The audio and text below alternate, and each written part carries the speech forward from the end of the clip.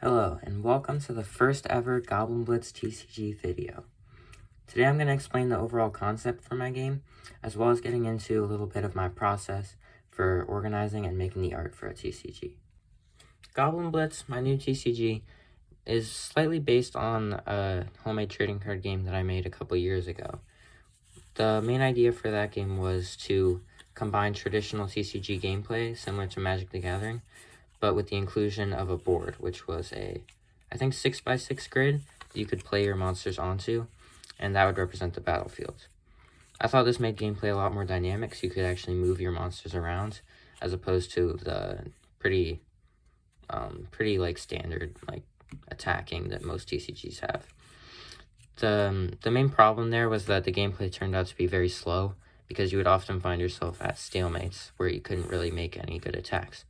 So I am to fix that in my new game with a little bit more experience with TCG design. The main mechanic that I'm using to try and combat that issue is the Blitz mechanic, as you see in the name. This allows you to play your monsters directly onto your opponent's side of the battlefield at the cost of them dying at the end of the turn. I think this will make gameplay a lot faster and a lot more interesting. For now, I'm using two things to keep my TCG organized, and that would be this folder that you see right here, as well as my journal. So for the folder, I use this to keep my art, and I also have this sheet that I made to organize what costs different effects are. I actually got the idea for this method from Epic Underworld's TCG. In this video, he talked about keeping basically a sheet that organizes the costs for different advantages that you can give your cards.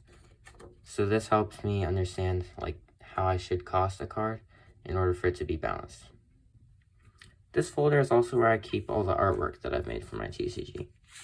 So far I have a couple finished designs and a few more sketches that I need to complete.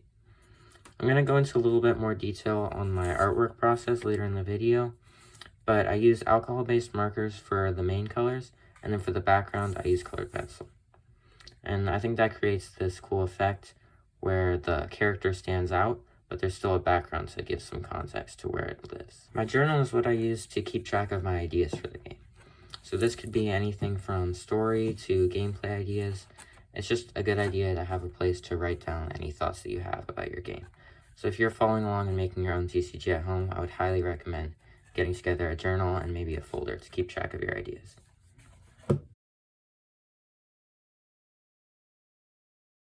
Now I'd like to show you guys how I go from an incomplete sketch like this to a fully fledged artwork that's ready to be put on a card. First step is to outline the sketch. I use these fine liner pens, and this just gives me a basis to go off of when I color. It also helps me highlight the character and make sure it stands out against the background.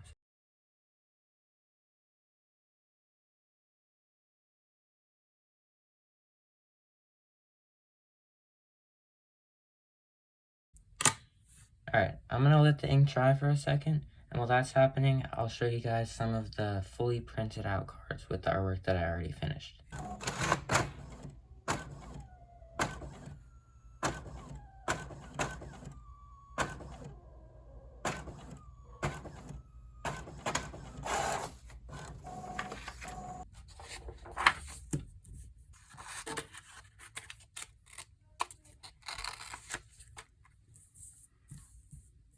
Alright, so here are the first test cards.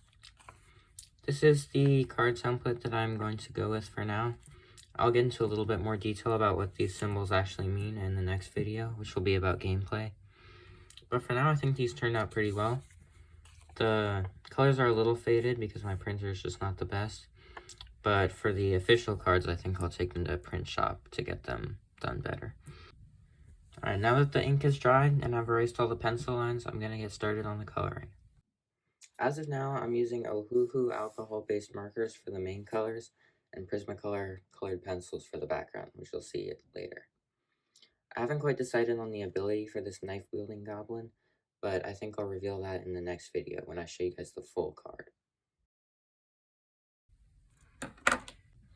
Now that the main marker work is complete, all I have to do is finish it with the background. I just finished up the background with the colored pencil, and that pretty much wraps it up for this video. Stay tuned for the next couple episodes where I'll go in a little bit more depth about the gameplay and introduce the story.